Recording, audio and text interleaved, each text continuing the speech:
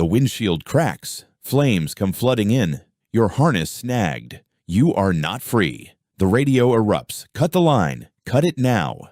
2 hours earlier, you sign a document. Waiver of liability in case of death. Your stunt coordinator pulls you aside and tells you the lead actor is afraid of heights. You pull on a paper-thin fireproof liner that feels nothing like enough for what is coming. The timer runs. Golden hour starts in 30 seconds. One crew member did not show today. You sprint onto the rooftop and the first explosion fires, twice the calculated yield. The blast wave drops you flat and sends you sliding hard toward the parapet edge. Below, the crew is shouting. You hear only ringing and the weight of concrete under you. You push up and run the pyro corridor. Charges fire under your boots one after another. A casing fragment from one charge cuts the air just 1 centimeter from your left hip.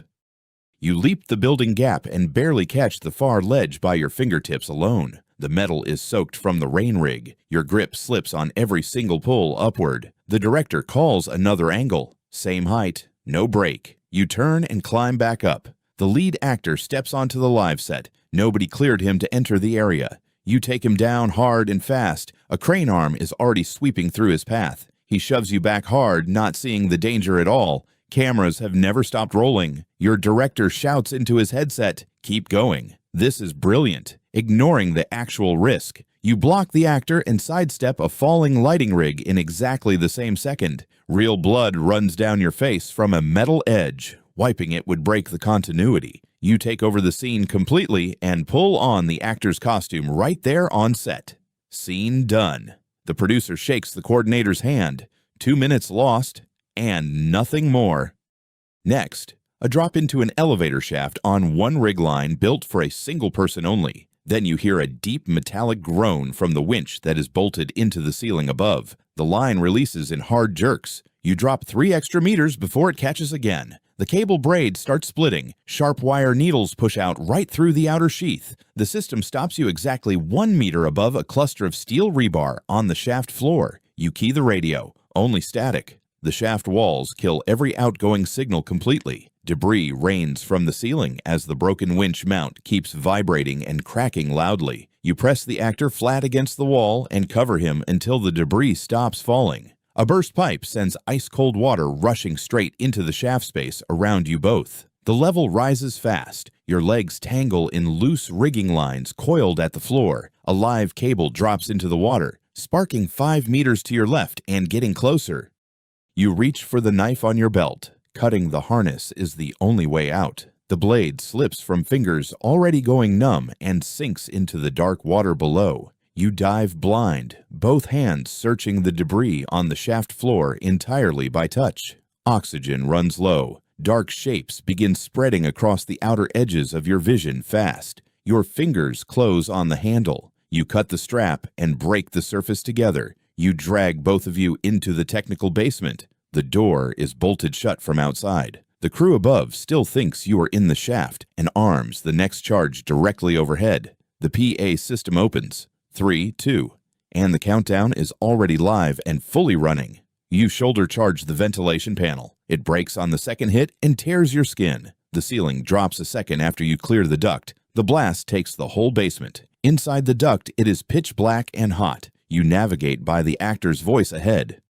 Production pumps stage smoke into the system, and it turns caustic within the first seconds. You pull your collar over your nose and keep moving. One arm forward, one arm braced. You drop from the duct into a restaurant kitchen with a live fire scene already running. Pyro charges inside the kitchen cabinet's fire directly in front of your face without warning. A fryer tips. Superheated oil hits your boots. You keep moving because stopping costs more. You cross a dining room where extras fire blanks from multiple positions around the space. Your stunt partner mistakes you for the scripted target and delivers a full combat takedown. You hit the table. Prop glass breaks across both palms, and you stay on your feet. Instead of calling cut, you absorb the hit and turn the collision into a fight sequence. A handheld camera operator locks onto your face and holds there through every single breath. Final run. A building set to collapse on cue, no second chance, and no rehearsal left.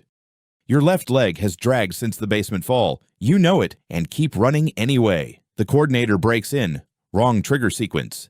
Building goes in 10 seconds. Move now. You grab the actor by the belt and drag him across broken glass straight toward the exit. The wall behind you bends inward, pressure building hard before the structural charges blow. A burning prop grand piano drops from the mezzanine and blocks the only exit door entirely. You take the full impact on your back and hold position until the actor slides clear under. You dive through the window. The building turns into a fireball as you clear the frame. You are flat on the asphalt looking up. Crew with extinguishers run past you in silence. Your coordinator drops to his knees beside you, pale face, 2 fingers on your wrist.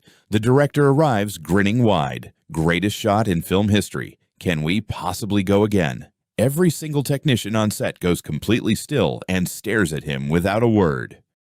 You raise one finger without opening your eyes. The crowd around you murmurs approval. Medics cut the suit open. The bruise runs your full back from shoulder down to hip. The actor you pulled out sits 20 meters away in visible shock, not looking your way. They fit an oxygen mask, and the first real breath lights your lungs up from the inside. You sit in the ambulance wrapped in a thermal sheet, waiting for the ringing to stop. Your paycheck is in your hand with your own blood on the corner where you gripped. Your coordinator sits next to you and hands you a warm drink without saying a single word. You look at your hands, black with soot, cut across both palms, starting to ache now. The last production lights die. Blue police strobes take over across the whole parking lot. The actor gets into a waiting car without looking back and disappears around the corner. You stand, decline the hospital, and walk to your truck at the far end of the lot.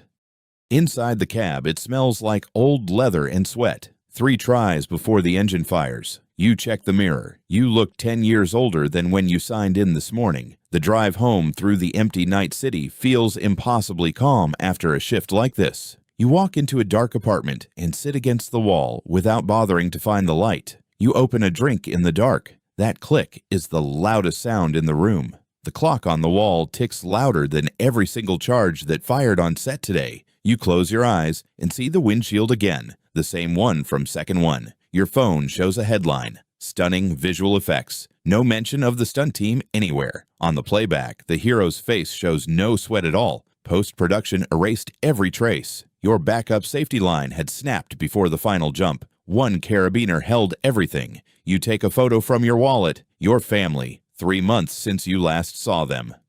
Every call today costs something real. Time, pain, or someone else's safety on the line. You are not here for adrenaline. This is simply the only honest work you know. Your job is to be the ghost, the one whose fear is erased so illusions hold. Heroism is not the absence of fear. It is a calculated risk for someone else's dream. Tomorrow, there is another shift. Someone is already cutting the scene you just survived. Insider shift. Like, subscribe, and step inside the next one right now.